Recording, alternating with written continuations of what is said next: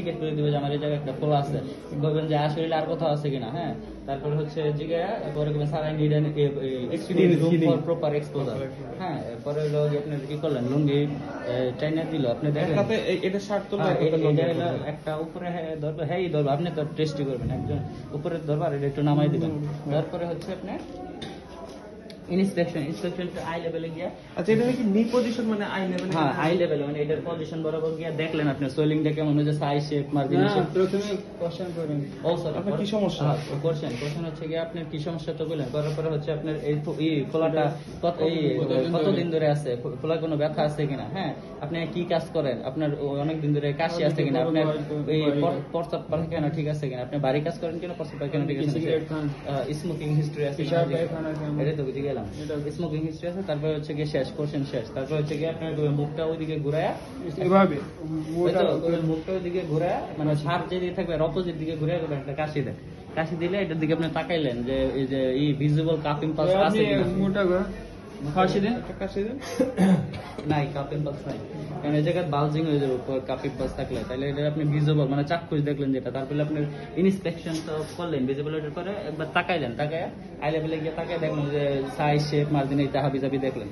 দেখার পরে হচ্ছে গিয়ে পালপেশন, ইন্সপেকশন শেষ, পালপেশনে হয়ে যায় এটা কিন্তু আরো নামাই লইতে হবে। হ্যাঁ, পরে দেখাইতেছে আপনার এই যে নর্মাল, অ্যাবনর্মাল, নর্মাল, টেন্ডারনেস আছে। তারপর হচ্ছে গিয়ে চাপ দিবেন আর ফেসের দিকে তাকাবেন কেন ব্যথা আছে কিনা।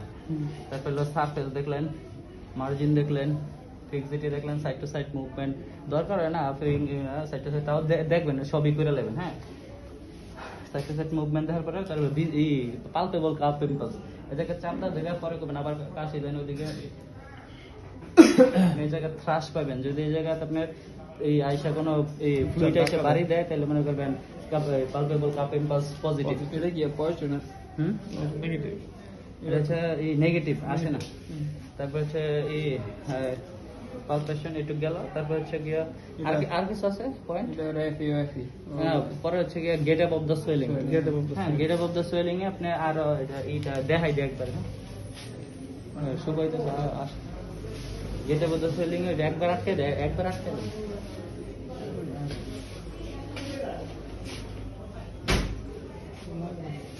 গেট আপ দ্য সোয়েলিং এ এইটা হচ্ছে আর একটু নামাবেন পুরা। তার মানে আপনি স্ক্রোটামও কিন্তু যে প্রথমে কইছি এটা কিন্তু নামাই নিতে হবে পুরাটা।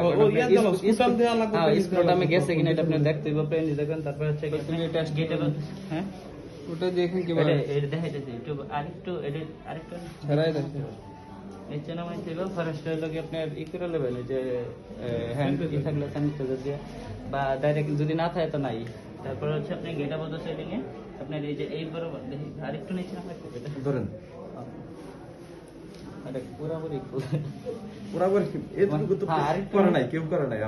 স্যাররা হয়তো দেয় না আর কি, কিন্তু এটা করতে হয় পয়েন্ট।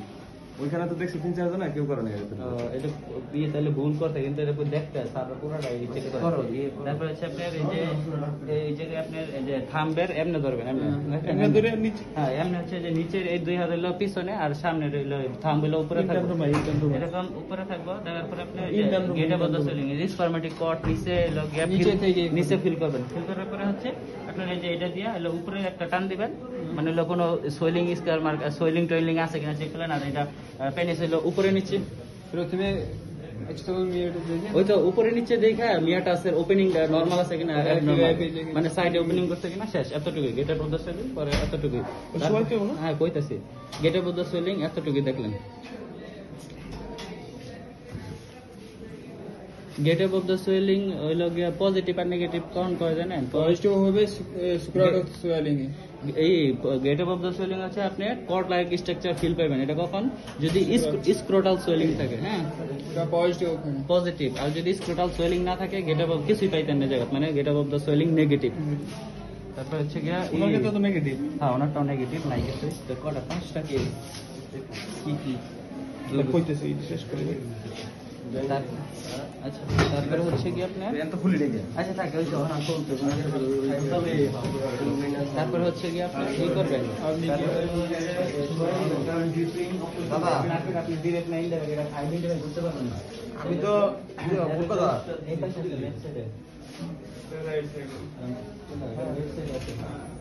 আপনি ওই সাইডে না এই পাশে যে পাশে আমি তো ভুল কথা রাখছি সকালে 8টায় এই পাশে সোয়েলিং এই পাশে আপনি যেতে হ্যাঁ। আর যদি আপনি এই রুমের এক সাইডে পর্দা না থাকে ওদিকে যদি যেতে না পারেন তাহলে তো আপনি রাইট সাইডে করতে হবে স্বাভাবিক। যদি ওদিকে থাকে তাহলে লেফট সাইডেই থাকবেন, যে পাশে সোয়েলিং ওই পাশে। তারপর হচ্ছে কি আপনি এখানে শোয়া দিলেন, শোয়া দেওয়ার পরে একবার দেখলেন যে রিডিউসেবল হয়েছে কিনা, হ্যাঁ মানে হলো এটা লাইগা গেছে কিনা, মানে পেটের ভিতরে চলে গেছে কিনা।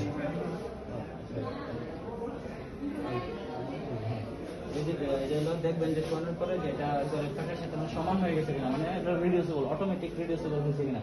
যদি না হয় তারপরে জিজ্ঞেস করবেন যে আপনি কি এটা নিজে থেকে ভিতরে নিতে পারেন। আপনি কি যদি যদি পারে তারপরে করবো যে নিয়ে দেখেন, আর যদি না করে তার মানে ইরিডিউসেবল ডাইরেক্ট বোঝা যায়। তাও যদি এটা দেখাবেন চাপ দেওয়া দোকানের পরে দেখবেন যে এটা আবার বাইরে হয়ে গেছে, ডুববো না। চাপটা দেখবো কিনা আপনিও দেখতে পারেন।